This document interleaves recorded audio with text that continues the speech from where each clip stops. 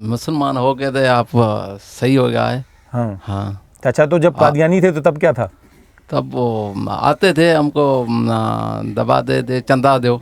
अच्छा हाँ अच्छा महीना ही नहीं गुजरता था ना, हाँ आते थे हमारे को चंदा दो, अच्छा। ऐसे करो ऐसे करो। देखें नाज़रीन, आप देख सकते हैं कि हम अक्सर औकात अपने प्रोग्रामों में बताते रहते हैं कि कैसे कादियानी जमात पूरी दुनिया में गरीब से गरीब कादियानी से भी चंदे लेती है। इन जैसे गरीब अफराद जो हैं, यहाँ पर तालीम नाम की कोई चीज़ नहीं है, साफ़ पानी नाम की कोई चीज़ नहीं है, लेकिन जैसा कि इन्होंने बताया कि वो चंदे के लिए इनको परेशान करते रहे हैं।